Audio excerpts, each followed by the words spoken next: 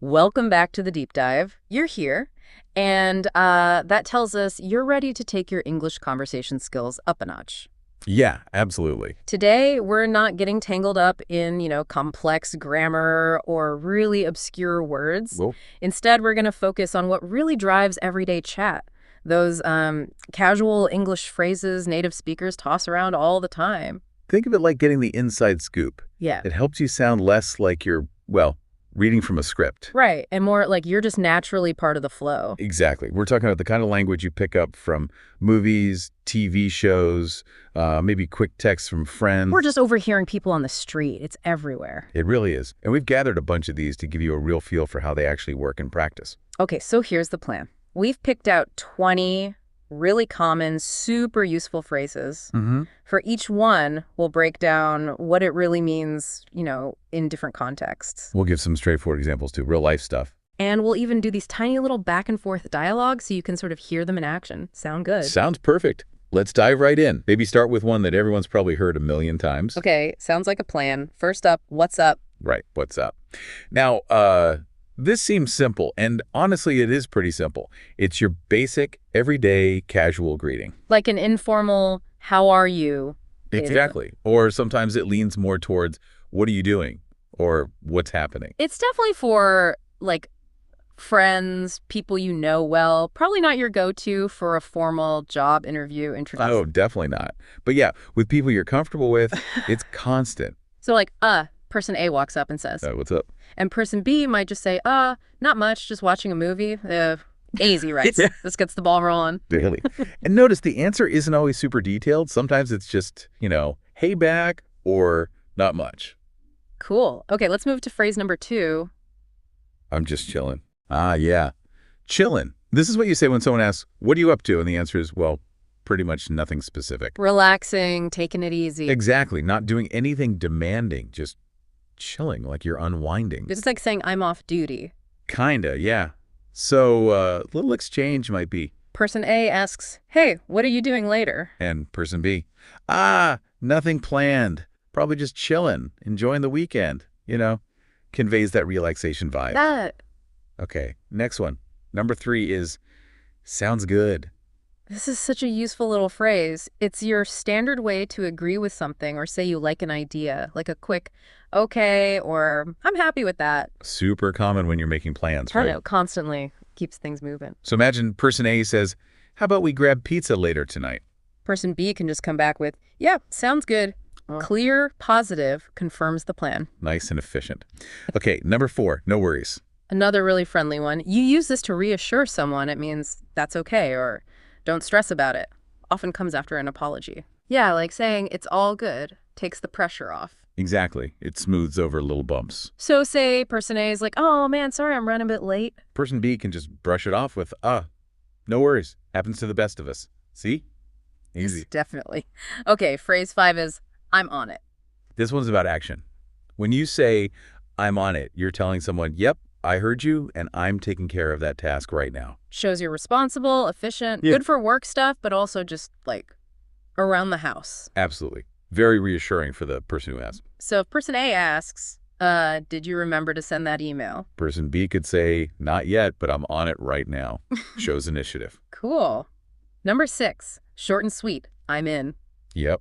This is pure enthusiasm for joining something. An invitation, a suggestion for an activity. I'm in means yes, count me in, or I want to do that too. Like when someone suggests something fun and you don't need any persuading. Exactly that. Quick agreement. So person A throws out, movie night at my place tonight. And person B jumps in with, oh, I'm in. Everyone knows they're joining. Perfect. Okay, number 7, let's catch up. Right. This is for when you haven't really talked to someone properly in a while. It's an invitation to set aside some time for a real conversation, get updated on each other's lives. More than just a quick, hi, how are you? It implies a longer chat is needed. Exactly. You want to hear the news, the details? So you might bump into an old friend and say, wow, hey, long time no see. We should definitely catch up sometime. And hopefully they reply, yeah, I'd love that. How about coffee next week? It signals that shared desire to reconnect. Makes sense. Number 8. Hang on a sec. Very common, very informal. Just means wait a moment, but like a very short moment. Sec is short for second, of course. Much more casual than saying, please wait. You'd use it with friends, maybe close colleagues. Right. Not usually with your boss, maybe. Unless you have that kind of relationship. So if person A needs help, like, hey, can you look at this real quick? Person B, maybe finishing typing something, might say, yeah, sure, hang on a sec. Almost done. Polite way to ask for a brief pause. Got it. Phrase number 9. It's up to you. This is how you hand the decision over to someone else. It means you choose, or I don't have a strong preference, so you decide. Useful when you genuinely don't mind either way. Or maybe you want the other person to feel they have the choice. Precisely. It avoids you having to make a decision you don't care much about. Like, person A asks, should we get Chinese or Thai for dinner? Person B could easily reply, either sounds good to me, it's up to you. Puts the decision back on person A. Okay, number 10. That makes sense. This is basically your verbal nod. You're saying, I understand your reasoning, or I agree with your logic, or simply, I follow what you're saying. Shows you're listening and you get it. Exactly. It validates their point. So, for example, person A explains, we should probably head out now to beat the traffic. Person B could respond with, oh yeah, good point. That makes sense. Shows agreement based on the reason given. Right. Number 11. I'm not sure. Simple, direct honesty. Means, I don't know the answer for certain. It's much better than guessing and potentially being wrong. Yeah, avoids confusion down the line, just straightforward. So if person A asks, what time did they say the meeting starts tomorrow? Was it 2 or 3? Person B could reply, I'm not sure right now. Let me check the email and get back to you. Clear and responsible. Okay. 12 is a feeling. I'm starving. Yes. A very common way to say you're extremely hungry, often a bit of an exaggeration, but it gets the point across effectively. Definitely signals that food is a high priority right now. It really does. So person A might say, wow, I skipped breakfast. Anyone else ready for lunch? And person B could jump in with, oh yeah, I'm starving. Let's go eat. Makes the need clear. Okay, phrase 13. It's not a big deal. This is used to minimize the importance of something. Usually said to reassure someone who's made a small mistake or is worried about a minor problem, like, don't worry about it. Yeah, helps people relax, puts things in perspective. Exactly. Very comforting sometimes. For instance, person A says, oh no, I completely forgot to bring back that book I borrowed. Person B could say, it's not a big deal. Bring it next time you see me. Lowers the stakes. Good one. Number 14, fingers crossed. This expresses hope for good luck. People often say it while actually crossing their index and middle fingers, but you can just say the phrase too. Like wishing for a good outcome, putting that hope out there. Precisely.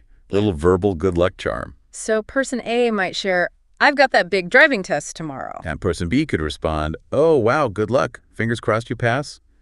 Shows support and hope. 15, that's awesome. Just pure, simple enthusiasm means that's great. That's fantastic. That's really cool. Used for good news or impressive achievements. Perfect for reacting positively when someone shares something good. Absolutely. Shows you share their excitement. So if person A excitedly says, guess what? I finally finished writing my book. Person B can respond with genuine energy. Whoa, no way. That's awesome. Congratulations. Great reaction. Okay, 16, I've got no clue. This is a very informal way to say I have absolutely no idea. Emphasizes the complete lack of knowledge. Clue means a hint or piece of information. So it's stronger than just, I don't know. Yeah, definitely more emphatic, like zero idea. So if person A asks, any idea why my computer keeps crashing? Person B, if they're equally stumped, might just shrug and say, man, I've got no clue. Sorry. Straightforward. Number 17, take your time. This is polite and considerate. You're telling someone there's no rush. They shouldn't feel pressured to hurry up. Shows patience and understanding. Exactly. Reduces stress for the other person. So if person A says, sorry, I'm still working on getting that information for you, it's taking a bit longer. Person B can be reassuring. Oh, no problem at all. Take your time. No rush. Nice. Number 18, I messed up. This is about owning a mistake.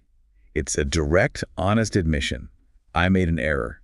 Shows accountability. Yeah, important for just being clear and taking responsibility when something goes wrong. Very much so. Builds trust, actually. Yeah. So maybe person A asks, what happened to the presentation file?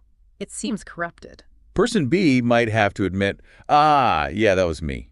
Sorry, I messed up when I was saving it. Let me see if I have a backup. Oof. Okay, 19. You nailed it. This is high praise. Means someone did something perfectly or exceptionally well, like Yep. hitting a nail right on the head. You did an amazing job. Great way to give strong, positive feedback. Definitely. Very encouraging. So if person A says, "How was my speech? I was so nervous." The person B could reply enthusiastically, "Are you kidding? It was fantastic. You absolutely nailed it." Boosts confidence. And finally, number 20. Long story short. This phrase signals you're about to summarize a potentially complicated or lengthy explanation. You're cutting out the details to get straight to the main point. Saves time, cuts to the chase. Very handy. Exactly. Tells the listener you're giving them the condensed version. So person A asks, "Why did you end up changing your major halfway through college?" Person B might start with, "Oh, well, there were a few reasons, but long story short, I discovered I was way more passionate about something else." Gets the main point across quickly. Okay. Phew, that's 20 phrases we've just unpacked. You can really start to hear how using these would, smooth things out. Definitely. And what's really interesting, I think, is how these aren't just words. They carry, like, social functions, politeness, agreement, managing time. Yeah, like no worries or it's not a big deal. They manage social friction almost. Exactly. They grease the wheels of conversation. And you'll notice a lot of them are about building connection or showing understanding. Right. So here's a little challenge for you listening. Try to consciously use, say, maybe 5 of these phrases today. Yeah, could be speaking, could be texting, even just thinking through a conversation in your head. See how they feel. Notice when other people use them too. And remember, like we always say, language learning isn't about instant perfection. It's this gradual process getting more comfortable step by step. It really is. Using these phrases is a big step towards that natural flow. Which brings us to maybe something for you to think about. Now that you're sort of hyper aware of these common expressions, how might that change the way you listen to English? Ooh, good question. Will you spot them more easily? And maybe more importantly, how might using them yourself start to shift your own confidence when you speak? Definitely something to chew on. Thanks for joining us for this deep dive into everyday English. Yeah, keep practicing. Keep experimenting, sprinkle these phrases in, and, keep being awesome.